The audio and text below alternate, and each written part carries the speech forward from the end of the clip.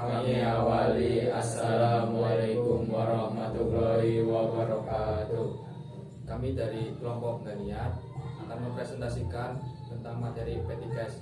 Sebelumnya perkenalkan, nama saya Muhammad Arif Andihas. Kemudian di sebelah saya ada Dian Dwi G. Melandri. Kemudian di sebelahnya ada Muhammad Imam Salafuddin, dan sebelahnya lagi ada Haris Munandar.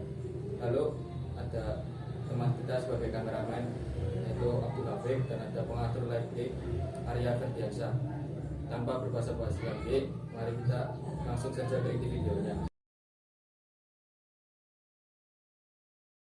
Pengertian kas kecil. Kas kecil adalah dana atau uang yang disediakan oleh perusahaan untuk membayar pengeluaran yang relatif kecil dan tidak ekonomis jika dibayar dengan menggunakan cek. Fungsi kas kecil dibagi menjadi dua. A. Untuk membayar pengeluaran yang relatif kecil. B. Dalam rangka pengawasan terhadap kas. Prosedur pengelolaan kas kecil. 1. Prosedur pembentukan dana kas kecil. 2. Prosedur pembayaran dana kas kecil. 3. Prosedur pengisian kembali dana kas kecil.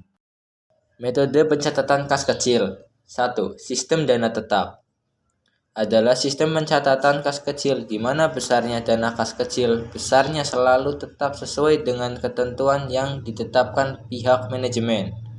2.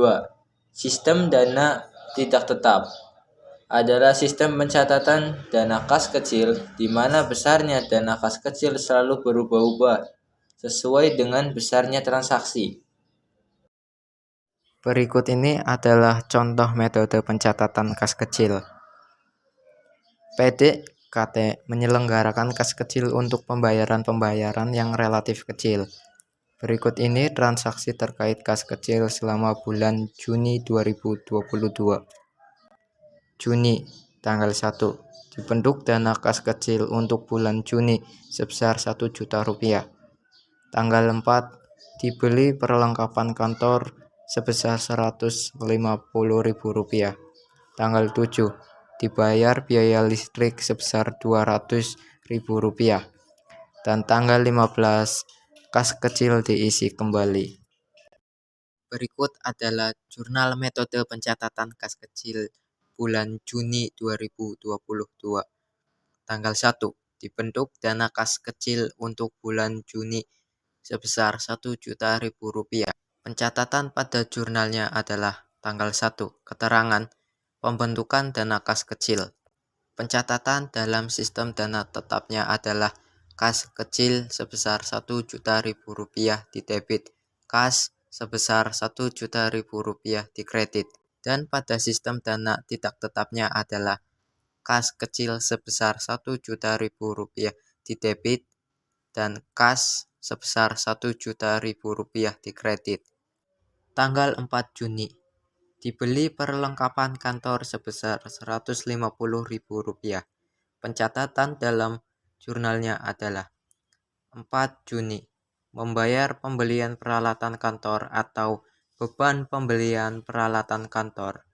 Pencatatan pada sistem dana tetapnya adalah tidak perlu di jurnal, dikarenakan pada sistem dana tetap, ketika ada pengeluaran, tidak perlu ditulis ke dalam jurnal. Sedangkan ketika ada pengisian kembali kas kecil baru ditulis pada jurnal. Pencatatan sistem dana tidak tetapnya adalah beban peralatan sebesar 150.000 rupiah di debit, kas kecil sebesar 150.000 rupiah di kredit. Tanggal 7 Juni, dibayar biaya listrik sebesar 200.000 rupiah. Pencatatan pada jurnalnya adalah 7 Juni, membayar biaya listrik atau beban biaya listrik. Pencatatan pada sistem dana tetapnya adalah tidak perlu di jurnal.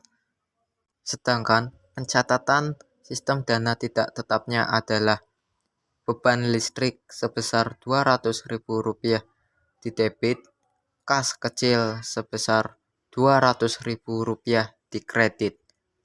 Pada tanggal 15 Juni, kas kecil diisi kembali. Pencatatan dalam jurnalnya adalah 15 Juni, Pengisian kembali kas kecil. Pencatatan pada sistem dana tetapnya adalah beban peralatan sebesar Rp150.000 di debit. Beban listrik sebesar Rp200.000 di debit.